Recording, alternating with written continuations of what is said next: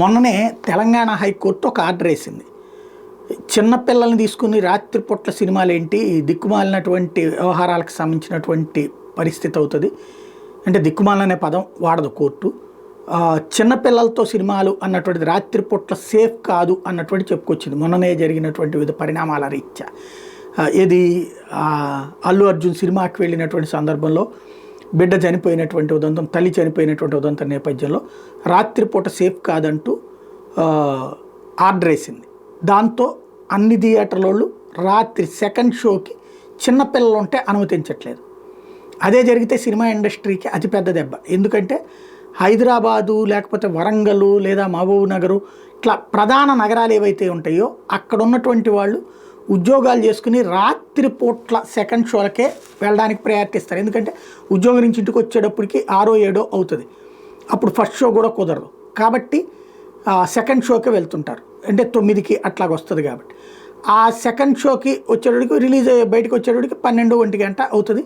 నష్టం లేదు. అక్కడ ఈ తింటంగానదంతా అక్కడే పెట్టేసుకుంటారు. ఈ మల్టీప్లెక్స్ల్లో బాగా అలవాటైపోయారు కాబట్టి. అయితే ఇప్పుడు పిల్లల్ని రానివద్దన్నారు కాబట్టి ఈ సెకండ్ షోకి రావలేదు అంటే వీళ్ళు 8 నుంచినే రావడం మానేస్తున్నారు. ఇక దాంతో మల్టీప్లెక్స్లు ఒక్కసారి ఇబ్బంది పడుతున్నాయి. ఈ నేపథ్యంలో మల్టీప్లెక్స్లన్నీ హైకోర్టును అప్రోచ్ అయినాయి. రాత్రి 11 గంటల తర్వాత ఉదయం 11 గంటలలోపు పిల్లల్ని సినిమాలకు అనుమతించరాదంటూ సింగిల్ జడ్జి ఇచ్చిన మధ్యంతర ఉత్తర్వుల వల్ల తాము నష్టపోతున్నామని మల్టీప్లెక్స్ అసోసియేషన్ ఆఫ్ ఇండియా పేర్కొంది. ఆ ఉత్తర్వులను సవాల్ చేస్తూ హైకోర్టులో అప్పీల్ దాఖలు చేసింది. దీని మీద తాత్కాలిక ప్రధాన న్యాయమూర్తి justice Sanjay Paul, justice Renuka యారాలతో కూడిన ధర్మాసనం గురువారం విచారణ చేపట్టింది.